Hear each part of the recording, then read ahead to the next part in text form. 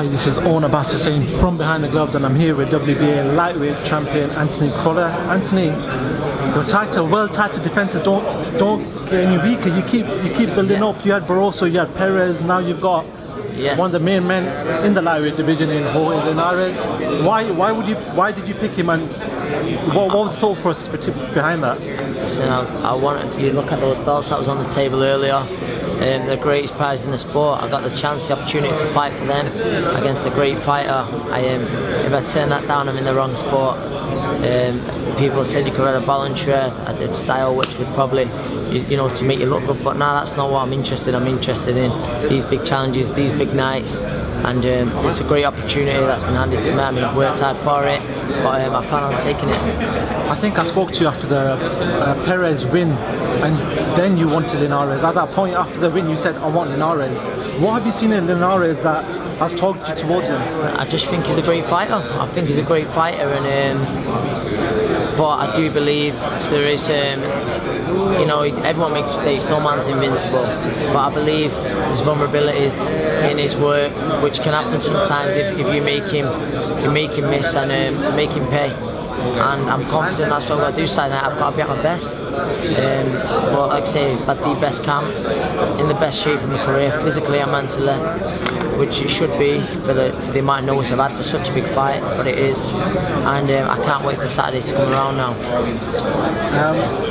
Joe Gallagher alluded to it then that this is a sort of Hatton Costa Sue moment where this is your toughest fight against a big name in your division. Yeah. How does it feel to be compared to that fight and Ricky Hatton alone? It's unreal. I'm honoured to be I'm honoured to even be compared to that night. Not just the greatest night in Manchester boxing, but it's one of the very biggest nights in British boxing history. And being a Manchester lad as well, it's something that I'm very proud of. There's only one Ricky Hatton, as I keep saying, and there only ever will be. But to be compared or to try and follow in Ricky's footsteps, which is someone who I've admired since being a young lad, way before the Costa Zoo fight, they mean an awful lot to me. Again, Joe alluded to it then again that you've inspired a lot of the youth people like Marcus Morrison, Jose Burton, who are obviously training with you, but you've inspired people like that to do what you're doing and challenging for these big world title fights.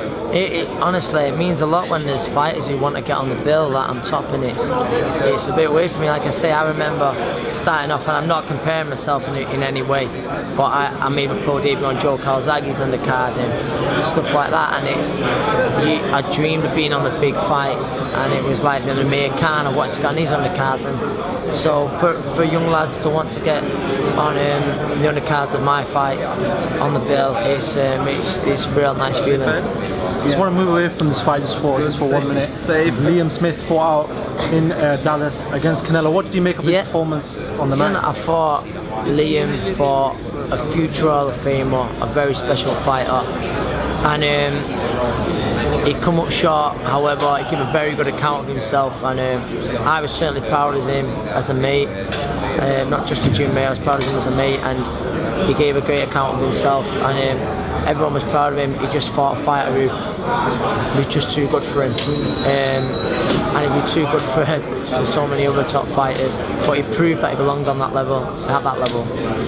I don't want to take nothing away from Linares, but your division jam-packed. You've got people like Flanagan, you've got Zlaticanin, you've also got the return of Mikey Garcia, who came back. Great fighter. Who do you think out of these elite fighters in your division is the toughest opponent, or for me, at the minute, the toughest opponent is Jorge Linares, and that's the only fight I'm interested in. I look at the others after it. You just mentioned Mikey Garcia, unbelievable fighter. Terry, great fighter. Zlaticanin, great fighter.